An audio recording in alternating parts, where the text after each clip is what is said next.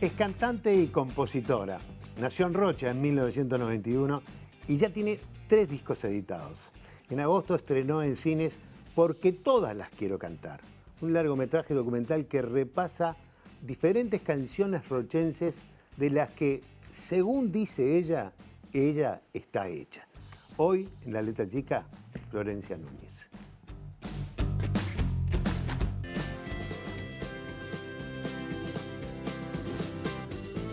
¿Qué planes tienes para el sábado? Porque hay algo que te intento preguntar.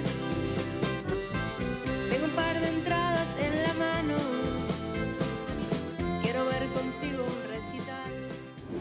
No llegaba a sentir la pertenencia a ningún lugar y eso fue lo que me hizo pensar en la Mesopotamia como un no lugar, pero también como esa tierra entre dos ríos que en realidad no me dejaba, o sea, estaba tomando muchas decisiones y ninguna a la vez, ¿no? Porque hacía la carrera, pero también componía y empecé con el disco, pero también empecé a trabajar. Y entonces como que vivo ahí en un limbo, en una Mesopotamia de una tierra, o sea, no me tiro al agua ni por una cosa ni por la otra. Como que soy yo misma y no lo puedo ver con mucha perspectiva. Pero sí como la gente que está alrededor mío me hace notar, como que es algo que la velocidad quizá para Uruguay es que quizá está como por encima de lo que uno puede esperar. De la media. De la media. No sé si está bien decirlo, si no, pero es como que sí siento que han pasado cosas muy buenas en relativamente poco tiempo para el tiempo que hay que estar quizá aquí trabajando para llegar a un lugar de respeto y tal, ¿no?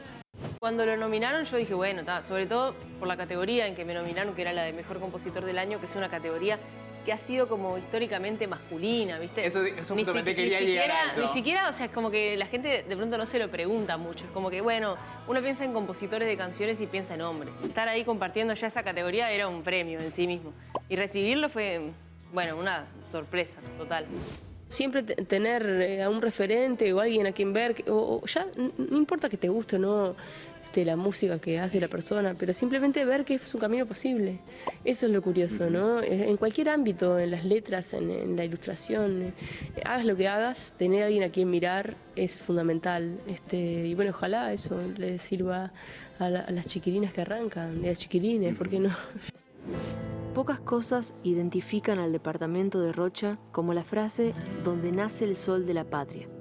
Entre la serranía y el palmar, la bravura oceánica y las calles angostas, se ha construido un legado de canciones del que hoy me siento parte. Hace tantos años viviendo acá, yo me vine ya a los 18, o sea, bastante chica, y, o sea, pasaron ahora 11 años que vivo acá, y también todas las cosas que me fueron pasando a nivel carrera fueron acá.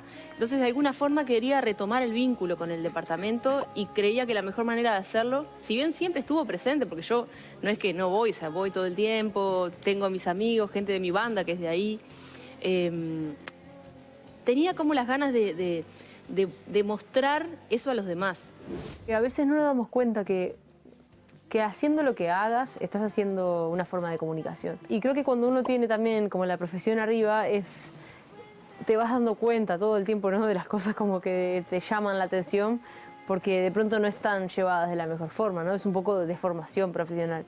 Creo que los uruguayos tenemos, nos gusta y tenemos pasión por las instituciones y por la estabilidad de nuestras instituciones.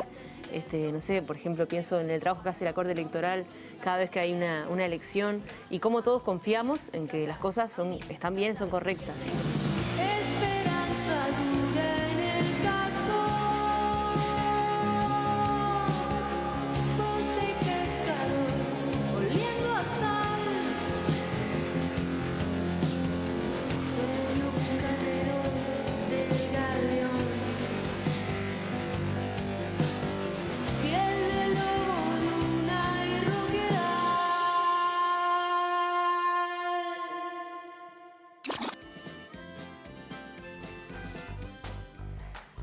Bien, buenas noches, bienvenidos a una nueva propuesta de La Letra Chica. Hoy es viernes de entrevista y nuestra entrevistada, o con quien vamos a conversar, en realidad, más que entrevista hablamos, es Florencia Núñez. Decías, te viniste con 18 años a Montevideo. Hay 18 años en Rocha. Profe, sí, la verdad es que sí. Y es como que es imposible negarlo también, ¿no? No, pero digo, más allá de negarlos, ¿Cómo son 18 años en Rocha? ¿Cómo es una vida en Rocha de una niña normal, una familia normal que va a la escuela pública, Sí, sí. que recorre esas calles de la ciudad de Rocha? Claro, como que ahora mirándolo más como en perspectiva, muy tranquilo, ¿no? Muy tranquilo, haciendo cosas normales, como dices tú, yendo a la escuela, inglés, andando en bici para todos lados, que es como el medio de transporte por excelencia de un niño en el interior, creo que le debe Claro. pasar a todo el mundo.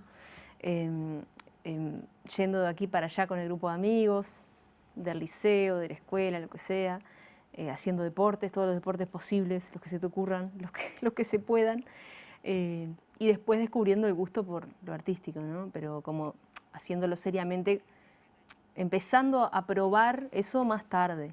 Al principio todo muy dentro de lo establecido. Ahí estás ya. Ahí estabas empezando a hacer ballet. No era. No es eran que tutú. es un disfraz de una prima mía que vive en Estados Unidos, que nos lo había mandado para un disfraz de algo. Y yo estaba ahí, pero fíjate que tenía el micrófono de eco. Ah, Ese micrófono claro. de los 90. Yo debería estar haciendo como alguna performance o algo así. Dijiste andar en bicicleta, mucho deporte, Sí. bicicletas dejadas en la calle sin cadena. Sí, sin ningún tipo de Sin ningún tipo, protección. nada. No. Ya no, por supuesto. Quiero decir, durante los primeros años de la infancia era algún clásico. Luego ya empiezas a tomar como otras precauciones, ¿no? Ya 13, 14 años ya cambia la cosa. ¿Y plaza de deporte? Plaza de deportes, polideportivo, un polideportivo municipal que se abrió en Rocha. No me acuerdo del año, pero yo iba a la escuela, cuarto, quinto de escuela, y ahí empezamos a ir a todo, ¿eh? Mira que mi recuerdo es, los sábados de mañana, con el grupo de amigos del liceo, hacíamos como una especie de posta en bicicleta, ¿no? Empezaban los que estaban más lejos, salían en bici, nos iban levantando, y nos íbamos cual pelotón hacia el polideportivo, que es a las afueras de Rocha, o sea, ahora está muy cerca de la terminal, ahí atrás de la terminal, y hacíamos todo, piscina, voleibol, básquetbol, fútbol, pero lo que sea, waterpolo si había íbamos a jugar igual porque nos encantaba. ¿Y en qué te destacabas? Bueno, A ver, sin falsa humildad. no, bueno, en el fútbol. ¿En el fútbol? Siempre Mirá. me destaqué en el fútbol, sí. Sí. Sí. Y bueno, y de hecho ahora estoy un poco dejada por todo lo de la pandemia, pero tengo un grupo aquí Ah, mira. que jugamos al fútbol 5 de chicas, muy divertido, muy Mirá. divertido. ¿Y eso sí, te gusta el fútbol? Digo, Sí, me gusta, entiendo bastante, o sea, más que capaz que el promedio de, no sé, mujeres que nunca, no sé, se interesaron para nada o jugaron, sí, tengo como bastante, entiendo bastante, me gusta mirar, me gusta ver muchas cosas de afuera sobre todo. Fútbol uruguayo la verdad es que no lo sigo tanto. no sé tanto. Sí, la selección, por supuesto. ¿Y Y de después Rocha? europeo, sí. Y de Rocha, bueno, viste que en Rocha hay como una especie de leyenda del campeonato apertura, que era el de la vaca. Señor. Y yo era muy chica y me acuerdo de todo, como que tengo como flashes. Me acuerdo de ir al estadio algunas veces, pero mi familia no es futbolera, por lo menos Ah, mirá. mis padres no son para nada futboleros. De hecho, mi padre no sabe ni patear la pelota, o sea, a ese nivel, y mi madre tampoco. Pero mis hermanos y yo sí, por la familia de mi madre, que ahí sí, mi abuelo, mi tío, ahí son todos futboleros, y agarramos la onda por ese lado. Y pues yo me imagino, yo tuve la suerte de conocer a a personas del interior que se desarrollaron en su futura carrera de profesor de educación física a partir de la plaza de deporte, o el polideportivo, como Sí. lo llamás vos, que era mucho más que un lugar donde uno iba Sí. a hacer deporte. Totalmente, era algo social. Claro. Y a nivel como de, no sé, hasta anímico te diría, ¿no? A mí siempre me importó el deporte más por ese lado, por lo que genera a nivel grupal, por lo que genera a nivel anímico, porque te hace sentir bien, o sea, no hay forma de no verlo eso. Y es cierto lo que dices, que teniendo un lugar así, como cualquier club deportivo aquí, ¿no? Pensándolo así, o por ejemplo el caso del CADER también, que tuvieron una campaña muy buena en básquetbol hace Es ya verdad. unos cuantos años, y uno de mis compañeros de banda es de esa generación, jugó en CADER en esa generación, Santiago Miraglia, que fue uno de los que entró ahí en los últimos, no sé, 2 minutos del último cuarto, algo así. Bueno, pero entró. Entró y hizo todo el proceso del CADER y Está. después se inclinó por la música. Yo me quedé pensando en ese recorrido que alguien empezaba en una punta de Rocha y después iba recorriendo y juntando gente que en esa bicicleta ya iban guitarras? ¿Sabes qué? Seguramente sí. O sea, esas cosas puntuales que me acuerdo eran bien de idas al deporte. Pero después estaban las otras que iban para otro lado, que no iban para el polideportivo, pero sí iban guitarras. Yo arranqué con guitarras con 15 años. Y andábamos solos en bici, obviamente, para todos lados, desde súper chicos. Y ahí sí ya empecé a llevar guitarra a lugares que eran a reuniones de mis amigas y amigos del liceo. Y ahí ya empecé a tocar para ellos, a tocar canciones random y a mostrarles mis primeras canciones, ahí en esa época. ¿Cómo empieza ese momento de la música en tu vida? ¿Quién influye? ¿Es tu madre, tu padre, tu familia, algún amigo? Nadie, simplemente Sí. la radio. Sí, la radio. La radio. La radio tuvo para mí, ¿cómo decirte?, una influencia muy grande. Porque la radio en mi casa, o sea, había un equipo de esos Philips viejos, ¿viste? Que ¿Creo sonaban. que tenían un ojito verde? No me acuerdo, ¿Te creo acordás que que había no. uno que tenía un ojito Eran dos verde? rueditas, era muy sencillo, casetera, vinilo, que no funcionaba. En ese momento nadie le daba bolilla a los vinilos, en los 90 ya estaba el CD y el cassette. Y sí, la radio estaba todo el tiempo sintonizada, yo iba, la prendía y escuchaba todo el día, siempre que podía. Y también, bueno, la cosa más de la familia, como de los viajes en auto y escuchar música, la radio, tener cassettes y esas cosas puntuales. Pero tiene más que ver el hecho de estar escuchando y desarrollar el gusto y desarrollar la facilidad para la melodía. Me acuerdo de mi padre diciéndome, esa canción la acabas de escuchar, ¿cómo puede ser que ya la sepas? Y dije, no sé, dije, No sé. simplemente la sé. Las escuchabas y te Sí. empezaban a quedar. Sí. Y ese es un periodo del que estás hablando, en el que, bueno, tenés un grupo de amigos, bueno, el que va a la plaza de deporte, pero el que ya empieza a buscar otro lugar, no sé, andás a Sí. ver una plaza, una esquina, algún rincón donde juntarse para empezar a hacer los primeros acordes. Pero también está el verano, Ujú. Sí, Costa Azul. Costa Azul. Sí, ahí como que yo ubico varias etapas, ¿no? La cosa como más de niña, adolescente y común y corriente, y esto no es peyorativo para nada, sino es como que sin ningún tipo de particularidad, más que tener tu grupo de amigos del verano, que seguramente es ampliado de los que tienes en el año, ¿no? Porque Claro. hay gente que viene a Rocha desde otros lugares. Y armar barras, ¿no? De Club Costa Azul, por ejemplo, que era como una base de operaciones siempre, de toda la vida. Salir a los boliches, bueno, ir a la playa. Estaba todo muy a la mano, lo que pasa, ¿viste? Yo capaz que no me di cuenta de lo afortunada que fui de, bueno, nacer prácticamente al lado del océano. O sea, Sí, claro. Esa ventaja de que de repente que eran 20 kilómetros y estabas en la playa. claro, sí, un toque, eran 20 minutos en auto. Y bueno, y la posibilidad de tener la casa ahí de mis abuelos primero y después de mis padres, de poder quedarse y tener un lugar donde pasar y veranear y Mirá, todo lo que puedas. Era la época de verano de 2 meses y medio. Bueno, yo al principio, o sea, de niños no, porque era más como que éramos más dependientes de nuestros padres, pero digo por mi hermano más chico también. Pero después llegó un momento que nos dieron un poco la libertad y nos daban la llave de mis abuelos y nos quedamos en la casa de ellos. Yo creo que le hacíamos la vida a cuadritos a mis abuelos, porque entrábamos y salíamos a cualquier hora, ¿viste? Ya ni sabían dónde estábamos, era un misterio. Pero eran muy sanos todos, muy divertidos. Sí, por supuesto. Y la pasábamos muy bien. Ahí sí eran veranos de 2 meses y medio. Pero ahí yo rápidamente empecé a trabajar los veranos también.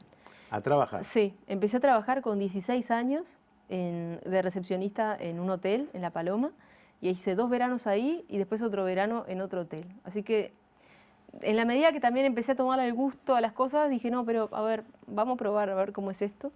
Y trabajé y estuvo buenísima la experiencia. Fíjate, estudiaba y después en verano trabajaba y retomaba. ¿Tu familia era una familia de gente de trabajo, de comerciantes? ¿Cómo era? Bueno, mi padre en ese momento era bancario, era jubilado en el Banco República, toda una vida en el banco, 40 y pico de años en el banco, imagínate. Después mi madre es escribana y durante muchos años también trabajó en una empresa familiar de mi abuelo, o sea, hacía las dos cosas, sobre todo cuando éramos niños. Acá estamos viendo a tu papá. Sí, ese es mi padre. Hay una foto muy buena también que estamos juntos. Él está trabajando en casa, haciendo cuentas, yo qué sé, en la parte esa, y yo estoy sentada con él y ahí como mirando todo lo que hacía. Como que en ellos aprendí muchísimo el tema del trabajo, ¿no? Del esfuerzo y del sacrificio y de hacer las cosas, ¿cómo decirte? Al 100%, no, al 200%. Bueno, si a los 16 años ya comenzaste a tomar el camino de trabajar en el verano, Sí, era como una situación atípica. Sí, Mis amigas me miraban y decían, ¿por qué? ¿Para qué? Claro, ¿para qué si...? Y no sé, yo qué sé, es experiencia. Yo quería experiencia en ese momento. No quería hacer la plancha, ¿viste? No me interesó nunca hacer la plancha. Decir, bueno, tengo más o menos todo resuelto, estudio, me va bien, después descanso. No, me hacía falta encontrar algo más, ¿viste? ¿Y ese algo más, aparte del trabajo, lo encontrás en la música? Sí. ¿Es la música lo que te empieza a dar esa otra cosa que de repente, digo, la vida normal, una vida de clase media Claro. tranquila, un padre jubilado bancario, una madre profesional, ¿la empezás a encontrar en la música? Sí, yo creo que la música la encontré, o sea, siempre fue, pero en la medida que lo empecé a probar y a trabajar, mi vocación totalmente. No me imagino otra cosa que me pueda motivar tanto como me motiva la música, en todas sus facetas, ¿no? Porque después vas descubriendo que no, hacer música no es ponerte una guitarra y tocar y hacer tus canciones. Hay un camino, o sea, hay una red de caminos posibles. Entonces, en ese sentido, sí, creo que ahí encontré el lugar donde dije, acá me quiero quedar. O sea, vos decís que hacer música no es eso que hago yo, agarro la guitarra y saco un acorde y le doy así. Eso es divertirse. Y está buenísimo. Pero eso cuando vos escuchabas la radio, buscabas, ¿ya tenías alguna Sí. noción de música? No, ninguna. Y buscabas. No tenías ninguna. Ninguna noción. Aparte, yo soy zurda, profe, entonces Ay, qué lindo. la guitarra en mi casa, la que había en mi casa, que había sido de mi padre, que en su momento había ido al conservatorio, y una historia muy curiosa, que fue 6 años al conservatorio, hizo 6 años de solfeo, aprobando los 6 años, y 6 años de guitarra, siempre en primero, hasta que un día fue el profesor a la casa de mi abuela y le dijo, señora, no lo mande más, no lo mande más. Y ahí se truncó la carrera de mi padre. Siempre que lo cuento me mata, pero bueno, es la razón por la que había una guitarra en mi casa. Después mi hermano más grande, que tiene 10 años más que yo, sí le gustaba, y en ese momento ya había internet, ya sacaba acordes de canciones y a oído los iba armando. Y después yo lo agarraba y claro, estaba todo al revés. Era para todo al mí. revés. Claro, sí. ¿Y cómo hiciste? ¿Empezaste primero así? Sí, y después tuviste tu Fumanchu, ahí propia a guitarra zarasear. para dar la vuelta. Bueno, en realidad no tuve mi propia guitarra. Cuando empecé a tomar clases, que fue con 15 años, que fui a lo de Enrique Cabrera, un día que le dije a mi madre, bueno, era agosto, me acuerdo, no me olvido más, yo ya no aguanto más, necesito por algún lado empezar a aprender. Porque no era una cosa que en mi casa les llamara la atención para hacerlo, ¿viste? Para, no sé, yo iba a los coros de la escuela, del liceo, porque en teoría cantaba bien para la media y les interesaba, pero yo iba a mi casa y contaba, che, me eligieron para el coro, ah, qué bueno, hay que estudiar y no sé qué. Qué suerte. Y era como, o sea, no embromes con eso. Nombrame tuviste que hizo 6 años de solfeo y Y nunca mira, aprendió a tocar la y nunca guitarra. pasó de primero y es como el chiste. Pero ¿no? entonces hay un momento en que hay un gesto concreto. Sí. Voy a estudiar guitarra. Sí, me planté en un momento además Dijiste que el nombre de Enrique Cabrera, Enrique que fue Cabrera. mi primer profesor de guitarra. Sí. Bueno, me planté en un momento, profe, que claro, 15 años y medio, o sea, un adolescente total. En ese momento yo había rendido el último examen de inglés, que era lo que en mi casa era como que sin ese título no te vas de acá, no te puedes mover, prácticamente a todos nos exigieron y nos dieron la misma posibilidad, ¿no? También, Claro. que es una oportunidad linda. Y me acuerdo que lo hice apurada, le reduje el tiempo a la mitad con otro compañero y con la profesora de toda la vida. Dijimos, vamos a sacarnos esto de encima rápido. Y en 6 meses dimos el examen. Yo hice así, quedé limpia y dije, bueno, ahora hago lo que yo quiero. Ahora lo que yo quiero es guitarra. Y lo que quería hacer guitarra era aprender a tocar la guitarra o tocar la guitarra, que te enseñaran 5 canciones, 6 canciones, algún acorde. Claro. Porque viste que muchas veces cuando uno empieza quiere que el Sí, profesor tocar le y ya dé, está, sí. dale, dame 4 acordes que quiero tocar tal canción de los Beatles. Sí, es que en realidad mi aprender, caso, ¿no? aprender, o sea, nunca terminas de aprender. Eso Un sí. instrumento, la música, cantar, nunca se termina, es un proceso eterno, te acompaña toda la vida, por lo menos yo lo veo así. Lo que yo quería era una herramienta para poder sacar la música que yo creía Claro. que ya más o menos manejaba. Y eso empezó a pasarme muy rápido, porque a los 2 meses de aprender esos primeros acordes ya estaba haciendo canciones mías, ¿viste? Y las estaba anotando y les ponía los acordes. Eran canciones horribles, ¿no? De 3, 4 acordes, pero había una intención. Que ¿Y eso ahí? sí que no era algo normal, ahí sí que no era algo que no había un grupo de gente que, no, todos hacemos canciones, no. Mirá, le llevé a mi profesor y bueno, está buenísimo, hay que seguir. ¿Está el cuaderno? Sí, y lo tiene una amiga mía del liceo. Lo tiene una amiga del liceo que en ese momento, imagínate cómo sería yo con el orden y la documentación de todo. que le dije, bueno, hagamos copia de esto y tú, por si, no sé, se pierde, tú tienes otra copia. Y hace unos días me mandó un mensaje y me dijo, estaba ordenando en la casa de mi padre y encontré la carpeta de canciones. No, nos matamos de risa, obviamente, ¿no? Le digo, qué horror. Porque digo, más allá de que de repente vos decís, de esto todo no sirve nada, pero es también una historia. Exacto, es eso, Es la ¿no? historia de cómo vos fuiste haciendo las cosas. Exacto, es una historia y yo lo veo con cierta vergüenza, por supuesto, y ternura también, una mezcla, ¿no? Decir, mira qué chica y cómo ya supe enseguida qué era lo que quería hacer, o sea, cómo la vocación se pudo exteriorizar tan rápido, que no es algo que todo el mundo tenga la suerte de que te pase, ¿no? Dos cosas. En el interior, o en Rocha en concreto, acá estamos hablando de Rocha, ¿había un espacio cultural para que vos pudieras desarrollarte? ¿O era el grupo de amigos que tenían que te querían y te decían, Me dale? daban para adelante, sí. daban para adelante. Bueno, en realidad eso que me pasó de ir a las clases con Enrique, ahí encontré el lugar donde mostrarle a él, que él me dijera que estaba bien, o sea, que podía seguir por ahí, que él me empezara a guiar en cuanto a, no solamente a enseñarme los acordes, de ir mejorando algunas cosas técnicas y del aprendizaje del instrumento, sino también cosas como ir por primera vez a un estudio a grabar algo, ahí, un home studio en Rocha, o hacerme compilados en CD de canciones para ir guiando mi escucha también, porque si solamente escuchaba lo que pasaba en la radio me estaba perdiendo y después Claro. lo supe, me estaba perdiendo de un montón de cosas. Entonces se fue como un poco editor de mi gusto en ese momento, con 15, 16 años, y es algo que le tengo que agradecer toda la vida, porque me presentó cosas que hoy para mí son indispensables, ¿no? Por ejemplo, Bueno, Cabrera, Mateo, Darno. Escuché a Laura, por ejemplo, con una atención que seguramente ya la había escuchado. o sea, Pero la escuché con una atención distinta, porque lo que a mí él me daba para escuchar, para mí era importante, porque se había tomado el tiempo de elegir lo que creía que a mí me iba a servir escuchar. mirado desde una perspectiva, era muy progresista. Sí, por supuesto. Su mirada musical era muy progresista. Sí, y él es así y es algo, es muy generoso también, ¿no? Como ver eso en otra persona y entender que estás en un lugar de poder guiar y poder ayudar, ¿no? Y poder desarrollar. Capaz que si él no se hubiera tomado el tiempo ese Claro. conmigo, no estaríamos charlando. A mí siempre me gusta preguntar, ¿cuándo fue que compraste la gran guitarra, la primera gran guitarra en esa época, antes de Claro. ser una profesional? Bueno, es una ¿Cómo la historia... compraste? ¿Fueron tus Es una padres? historia terrible esa que te voy a contar. Mi primera guitarra, la primera que utilicé para mí, que le dimos vuelta a las cuerdas, era de un amigo de mi padre, de Santiago, un amigo de toda la vida, que me la prestó porque él no la usaba. Perfecto, la usé un tiempo. Y cuando un viaje a Buenos Aires con mi madre y mis hermanos, tenía una platita junta, yo qué sé, tendría 15 años en ese momento, una platita junta, y dije, bueno, voy a comprar mi guitarra. Y fui a la calle, era Talcahuano en ese momento, y fuimos a recorrer, habíamos ido a un recital de Shakira, y no me olvido más porque yo amaba, fan ¿Ya? total de Shakira en esa época, y habíamos ido a ver la Vélez, y al otro día, o ese mismo día antes, no me acuerdo, íbamos a comprar la guitarra famosa, ¿no? Yo no tenía ni idea, ni qué tipo de guitarra precisaba, ni cómo eran las cuerdas, no tenía ni idea, y tampoco me interesaba, yo quería una guitarra mía. Que no tuvieras que devolver. Que no tuviera que devolver ni prestar y que fuera mía. Y bueno, y me compré una guitarra que yo digo, el que me la vendió, qué mala persona, ¿no? Venderme eso, una gurisa, ¿viste? De Uruguay, encima que no te va a poder ir a cambiarla.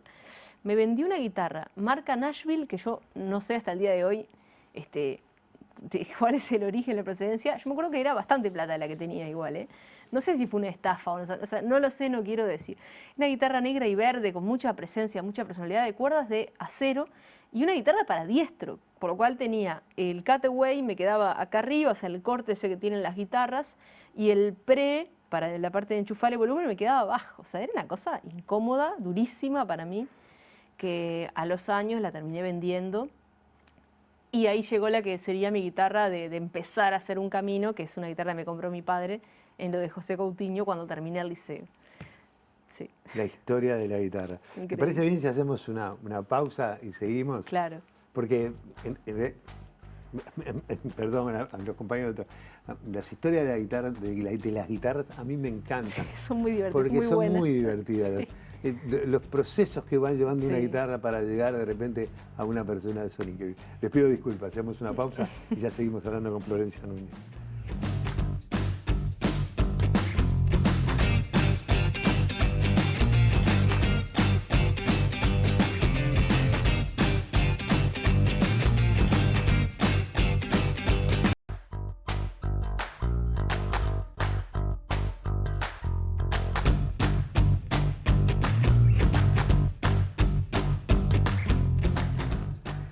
Seguimos conversando con Florencia Núñez, más que entrevistándola porque ella habla. Un infierno, aparte, ¿no? Con la pared me dicen que hablo igual. Cuando eras niña hablabas así. Impresionante, no paraba. La Atomizaba todo el maestra que mundo. decía, Florencia, cállese la boca, por favor. Sí, no sé si era conversadora así como en clase, pero sí como que en todos lados, a donde me pusieras, iba a hablar. O sea, no importa si te conozco hoy. No sé. Bueno, dice que si vos querés conseguir una persona que sea un líder, un conductor de radio, una cosa así, andá a una reunión y fíjate quién habla. Bueno, yo en las reuniones atomizo. Después me doy cuenta, después le digo a la persona de la que cumpleaños, pero che, perdón si hablé mucho, me pasa seguido, porque se ve que estaba con ganas de hablar, ¿viste? Y más ahora que estamos como retomando un poco las reuniones. Claro. Hace poquito tuve un cumpleaños y después le dije a mi amiga el otro día, che, perdón que no paré de hablar todo el cumpleaños. ¿Te venís a Montevideo a los 18 años para estudiar música? No, para hacer comunicación. La licenciatura en comunicación, sí. ¿Por qué comunicación? Digo, ¿en qué momento pensaste que eso podía ser tu carrera o puede ser tu carrera? Sí. Bueno, mira, en el momento de hacer quinto y sexto del liceo, en el liceo número 1 de Rocha, digamos, la oferta era como la clásica oferta, pero también estaba el bachillerato artístico. Pero por supuesto que en mi casa, si yo llegaba a decir que quería hacer el bachillerato artístico, me iban a decir no. Y bueno, hice derecho, obviamente. Imagina, madre escribana, qué sé yo. Había una intención, y te diré que todavía la hay, una intención, sobre todo de mi padre, de mi padre, que en algún momento haga notariado, no sé por qué. Bueno. Y bueno, y estaba, seguro, sí, es por eso. ¿De qué vas a vivir? ¿De cantar? Estaba sobre la mesa, la carrera a mí no me interesaba, pero sí estaba entre relaciones internacionales, una cosa más diplomática, que bueno, un poco es esto, no es comunicarse, hablar, qué sé yo. Y la comunicación que, claro, sobre todo creo que el tema del periodismo escrito, o sea, eso me interesaba, me gustaba escribir. Lo que pasa que, claro, ¿escribir qué? Canciones, y bueno, claro, que era lo más cercano a escribir, bueno, y por ahí agarré. Pero sí, la verdad es que fue todo como una cuestión como de casualidades y terminé haciendo la licenciatura en comunicación en la Universidad de Montevideo, becada, con una beca muy generosa que me dieron, que venía por el lado académico del buen desempeño a nivel de liceal, secundaria sí. en Di Rocha. unas pruebas acá, vine a Montevideo, conocí un poco, me reuní con la decana en su momento y todo como muy familiar, tal, me atendieron y como que me abrieron la puerta rápidamente.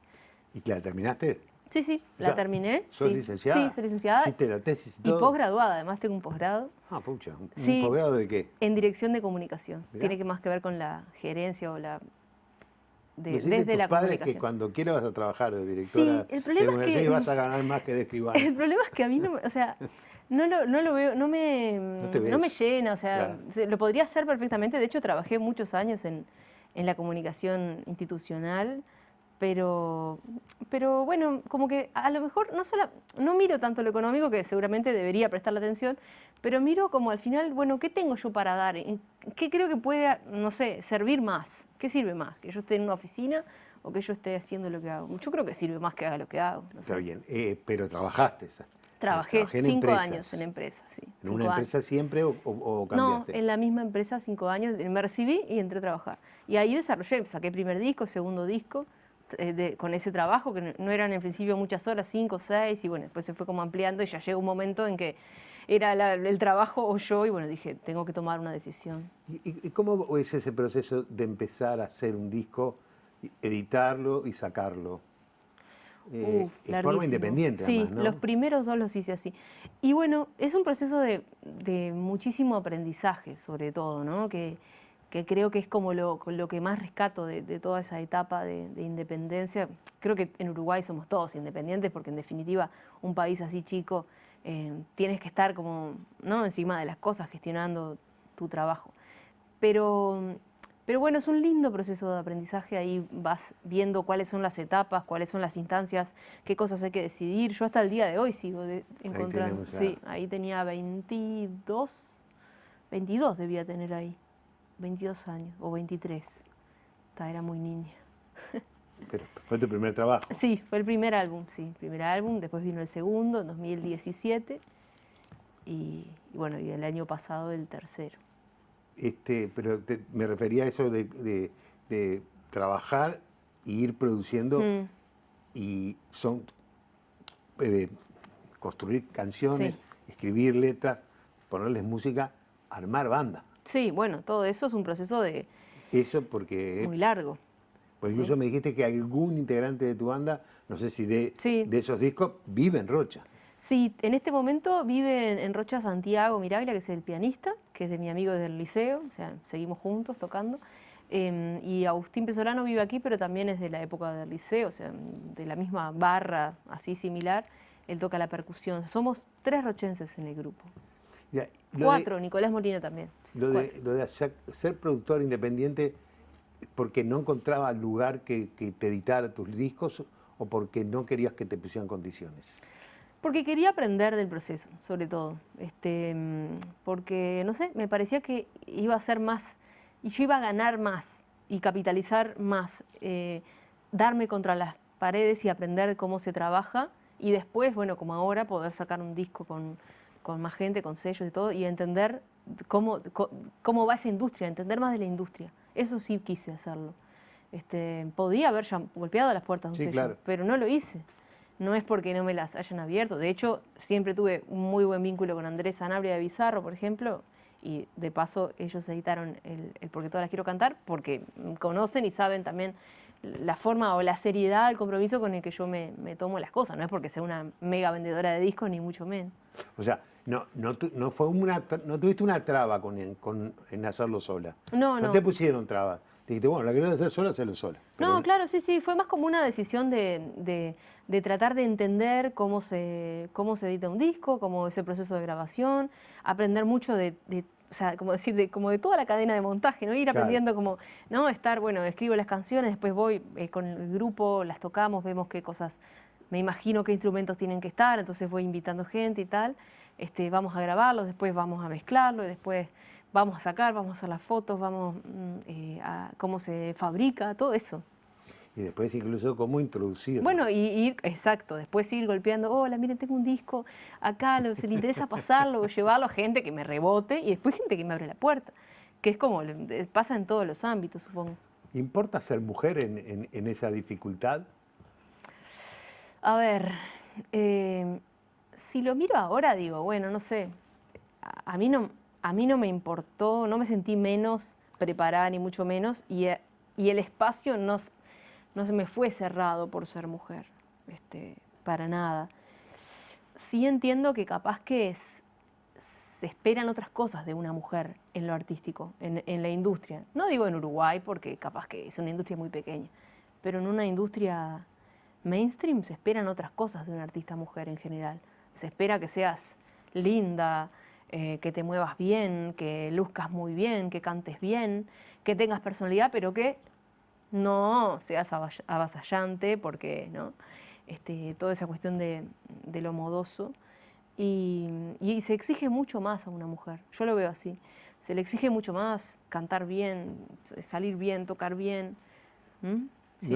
No es muy tradicional, o por lo menos no es tan tradicional la mujer que además toca la guitarra, ¿no? Que está, sí. Aunque ahora creo que cada vez más, pero está cambiando, sí. Hubo una época que era la mujer era... El corito, la voz, exactamente. Sí. Y como que no sabías nada de música porque solo cantabas, cuando en realidad te diré que para cantar hay que saber, hay que aprender y hay que formarse también. Ahí hablaste recién, hablaste de Sanabria. Sí. ¿Qué personaje de la música nacional que quizás no es muy conocido sí. y que tiene un rol enorme en la promoción, en la difusión de la música? Sí, tiene que ver con muchos trabajos, muchos primeros discos también. Y además es una buena persona, que creo que eso está por encima de todo, ¿no? Por lo menos yo lo veo así, a veces en el profesionalismo, ¿no? Y es una conclusión que vengo sacando con el tiempo, el hecho de que seas una buena persona y profesional ya con eso yo estoy tranquila, por lo menos. Claro. Bueno, estudiaste comunicación, terminás comunicación, ingresás a una empresa, trabajás 5 años, editas 2 discos y un día decís, bueno, está. Ahora, lo que quiero ahora es hacer música. Bueno, ¿cómo lo vieron allá en Rocha y cómo lo planteaste vos acá? Bueno, fue un momento, fue un quiebre, ¿no? Yo sentí como un techo, así como a nivel, bueno, no voy a crecer. A veces la gente que no entiende cómo es esto, piensa que tú vas a dejar un trabajo cuando te llama no sé quién de la Warner, Universal y los Rolling Stones para que hagas una gira. Y no es así. Puede pasar, pero en general uno tiene que trabajar y estar 100% abocado. Su tiempo, su energía, su disponibilidad en todo sentido, para que eso crezca, para que ese engranaje vaya creciendo y tome más forma y llegar a más lugares y de pronto ir a un lugar y bueno, capaz que no te va tan bien, pero hay que ir de nuevo, ¿por qué no? Insistir, crear públicos, eso, Claro. ¿no? Entonces, bueno, en mi trabajo, que además un lugar que quiero mucho y donde también me querían mucho, fue como, no, te vas. Pero bueno, después al final entendieron que era como una decisión personal. Y en mi casa, claro, fue un golpe, ¿cómo? La nena deja de ¿Cómo trabajar. vas a y se va dejar el dedicar a trabajo cantar. fijo? Y bueno, y la verdad es que, claro, si yo capaz que hubiera sabido que se venía una pandemia de 1 año y medio de estar parado, capaz que no me animaba. Pero en su momento tuve como todas las herramientas para decir, bueno, de aquí en más voy a trabajar de la misma forma que lo hago ahora, pero con toda mi energía para que esto sea lo único que tenga que hacer, ¿sabes? Y ahí viene de lo que vamos a hablar después. Sí. ¿Está? Esa maravillosa película de la cual vamos a estar hablando en un momento, de aquellas canciones que según, ¿cómo es que decís? Te hicieron. Sí, me hicieron. Te hicieron. Es un instante nada más para seguir hablando con Florencia y meternos en esa hermosura que es esta película documental, de la cual, bueno, habla de muchas canciones de Rocha que forman parte de su identidad. Ya seguimos.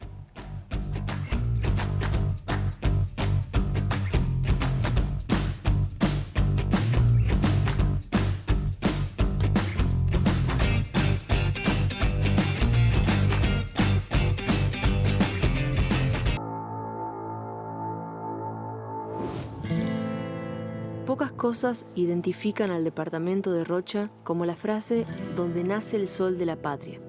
Entre la serranía y el palmar, la bravura oceánica y las calles angostas, se ha construido un legado de canciones del que hoy me siento parte. Te voy a contar cómo nació la canción. Dale. La trampa de Esa agua de la Laguna Negra no era negra, era cristalina. La laguna le dio el color de la piel de la indígena. La gente quedó tan impresionada como nosotros cuando la escuchamos por primera vez. Y Fernando dice, ¿la puedo grabar? Digo, grabar. Aunque no es tuya la canción, pero trasciende, te reconocen en esa canción. Nosotros salíamos a veces de clase Enrique y íbamos a un bar a tomar algo y a guitarrear. No deja de ser una comarca Rocha, así que nos estamos encontrando permanentemente a la vuelta de la esquina. ¿Cómo es que empieza la canción? Fuente de fulgores por saber. Los músicos aquí encontraban las canciones servidas en bandeja. Me conmovió tanto que cuando agarré la guitarra empezó a salir eso. Magia. Con paso de boliche en mi bohemia. Como dice la canción, a veces se parece al paraíso, como hoy. Yo creo que la música rochense tiene una identidad muy propia porque tuvo poetas. Amando nuestro lugar y sin cansarnos de decir lo hermoso que es. Para que la vida no sea tan ingrata. Quiero acercarles parte de la música de la que inevitablemente estoy hecha. Y siento que vivir vale la pena.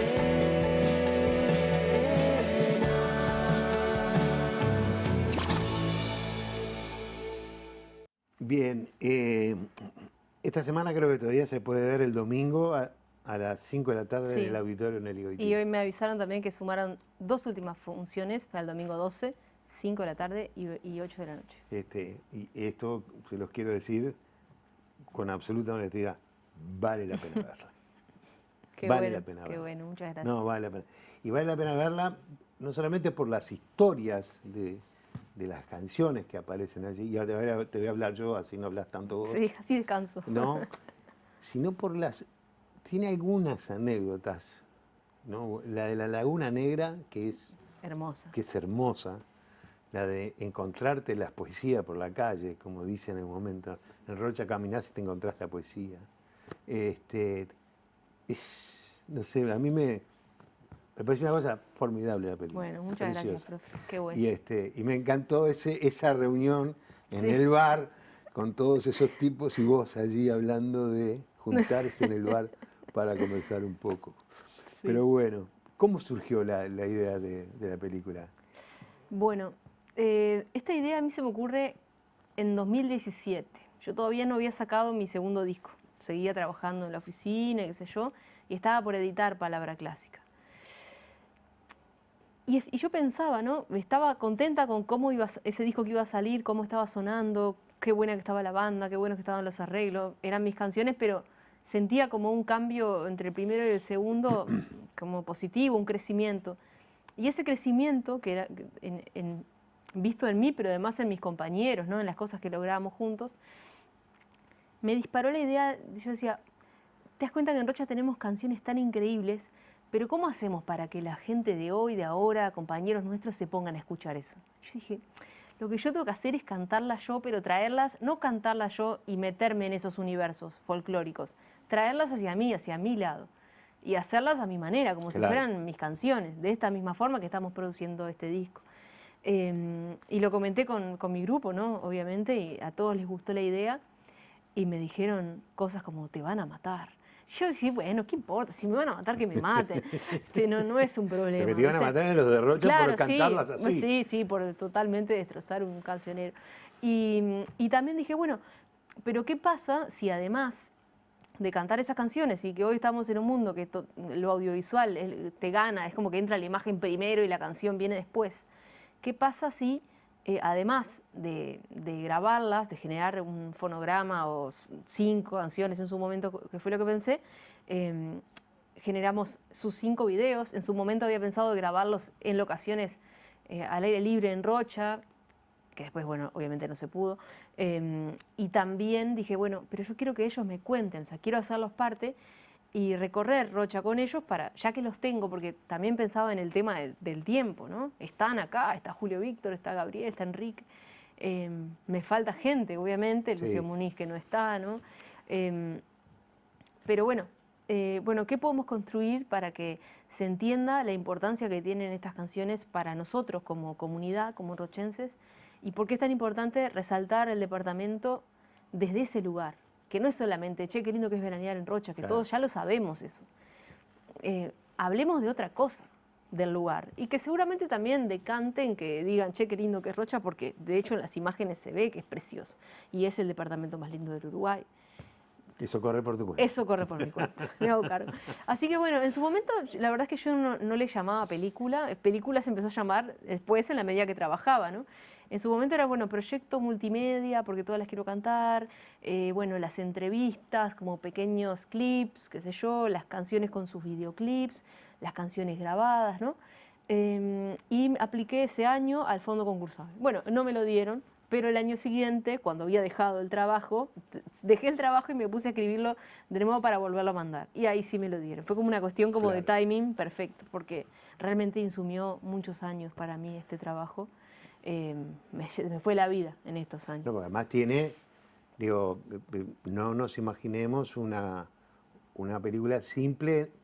Yo no sé nada de cine, quiero aclarar. No, yo tampoco, estoy aprendiendo. Pero no es una película simple en el sentido que no es una película que es lisa, donde son 4 o 5 imágenes, sino que hay. Claro, eso era importante, mostrar imágenes. Muy importante, desde el punto de vista del paisaje, las tomas, esas conversaciones caminando. Sí, eso es algo muy importante. Sí. Es como que te va atrapando, ¿no? Sí. Cada una de esas historias. Sí, bueno, la fuerza de lo visual es tremendo, obviamente por cómo está filmada, pero además por el lugar, ¿no? Porque es como que el paisaje se vuelve un protagonista más de la película, ¿no? Están los protagonistas y está el protagonista, que es el paisaje. Y en el momento de pensar cómo quería rodar esas entrevistas, dije, bueno, pero la forma lógica de hacerla es recorriendo con ellos, de sentir que el lugar se nos va metiendo en la anécdota, y cuando alguien dice, iba por allá, y iba por allá, ¿no? O sea, realmente estamos en el lugar de los hechos. Entonces eso era importante para mí, o sea, no filmar una entrevista cruzado en forma de digamos, sino que el paisaje se metiera, que Rocha se metiera, recorrer, volver yo para ahí, porque nunca había estado tanto tiempo, que una semana de corrido creo que fue, en noviembre que filmamos, quedándome en Rocha y saliendo y trabajando a 1000 horas por día. Precioso, una instancia preciosa. Hay una parte que vas caminando por una calle de La Paloma, y con Víctor González, creo que es. Pasa un perro. Sí. Y además después pasa una rama el viento se lleva una rama. Eso en realidad es en Rocha, sí.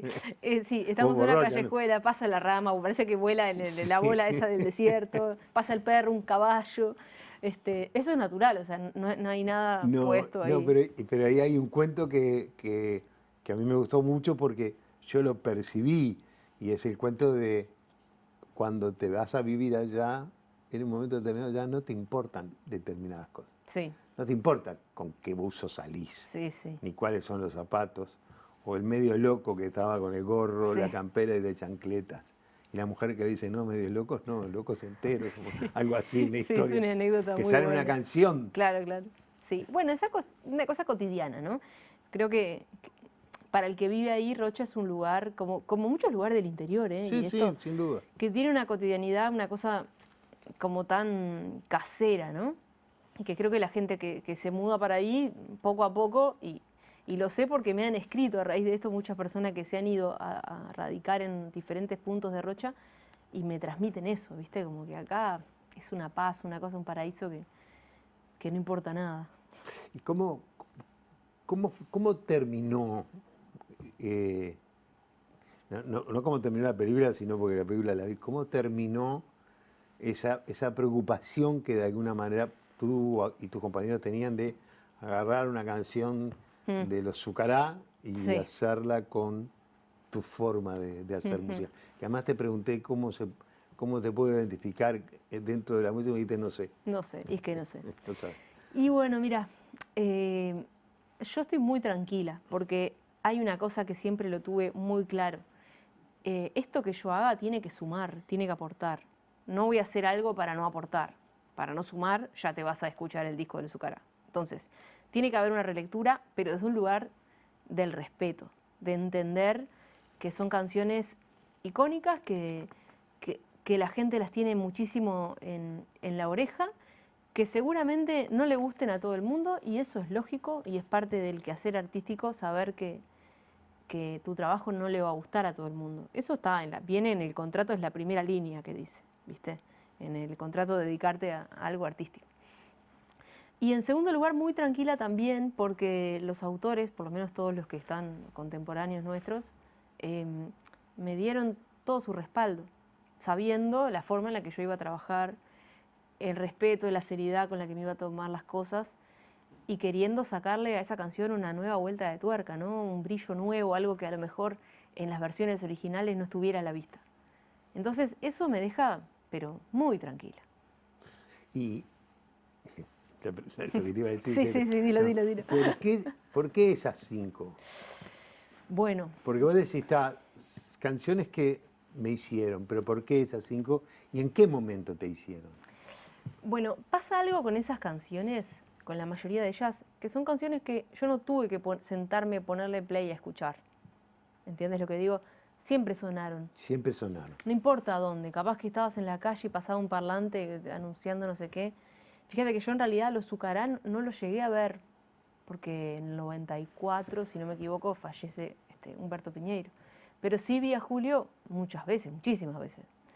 Al principio desde atrás, después del costado del escenario, en la medida que yo también empezaba como a curtir los mismos lugares. Entonces, claro, no son canciones que uno tenga que elegir, decir, voy a armar un disco rochense, a ver cómo le hago, me voy a sentar a escuchar. No, son canciones que se te ocurre la idea y salen así, ¿no? Saltan, ¿no? Después está, eso con la mayoría, pero por ejemplo, Un lugar de medio locos, de Julio Víctor González, es una canción nueva, de hace 3 años editada. Entonces ahí está un poco la intención de mostrar algo del futuro, en el sentido, como en la línea temporal, ¿no? Es decir, la película y el proyecto arranca con una canción que interpretó y gestó en la popularidad y la dejó en lo más alto de los Zucará, bueno, Julio Víctor González, y termina también con una canción de él, o sea, del Julio Víctor solo, del futuro, o sea, ¿no? Estamos separando esas dos instancias de su vida. Y eso era importante también para mí, de decir, bueno, no miremos solo el pasado, miremos también que este tipo está haciendo cosas muy valiosas hoy, y está acá, y es vecino de todos ustedes. Me río de la canción de las tres, ¿es? El poema de las tres. El poema de las tres. La anécdota es increíble. La anécdota. Es increíble. Que dice, yo no tuve que hacer nada, pues salía sola. Sí, bueno, estaba. es que él es así, ¿viste? Julio Víctor es un personaje que las cosas como que te las dice como si no... Está diciendo una máxima increíble y te lo dice como si te dijera, che, compramos pan, vamos a hacer unos refuerzos. ¿Me explico? O sea, dice las cosas con una naturalidad y está diciendo máximas increíbles que cuando vean la película se van a dar cuenta. No sé si tuviste tiempo de presentar estas canciones ante el público. Digo, con todo este tema de la pandemia, de la falta de espectáculos. ¿No has podido? No he podido presentar el disco, la verdad es que no. Sí hubo algunas instancias de tocar de a 2, de a 3, de a 4 máximo. Pero no he tenido una ocasión de convocar a la gente a que vea estas canciones sonando. Me parece que estaría bueno que sucediera. No estoy segura de hasta qué punto, en la medida que también la película empezó a hacer su camino ahora este mes de agosto y creo que lo va a seguir haciendo por otros lugares, estamos como en condiciones de decir, bueno, presentamos este disco o no, bueno, capaz que mañana te digo que sí, no sé. Pero no la tuve la ocasión y tengo muchas ganas de que pase, ¿no? O por lo menos de que cuando las cosas se normalicen un poco, que, no sé, alguien de un festival, no sé dónde, diga, che, yo quiero traer esto a ver cómo es, ¿no? Yo me refería sobre todo a eso, ¿no? A la posibilidad de un lugar, porque, a ver, acá hay canciones de músicos que seguramente van a algunos de los tantos encuentros que se dan maravillosos en el interior de miles de personas, se suben al escenario y hay miles de personas que cantan esas canciones. Sí. Es así. Es así. ¿Está? Entonces, ¿cómo es o cómo sería Florencia Núñez arriba de ese escenario cantando esas canciones, pero como vos las cantaste, como vos, claro, como ustedes las hicieron? Bueno, habría que ver cómo sale, ¿no? Yo me tengo bastante fe, porque realmente creo en mi equipo, creo en el grupo que se ha formado, que son muchos años, más de 10 años trabajando juntos, y tengo muchas ganas de que pase. Pero bueno, no depende solamente de mí, de mis ganas, que son infinitas, depende de que los lugares de toma de decisión entiendan que se le puede abrir la puerta a, digamos, a la tradición mirada desde otro punto, ¿no?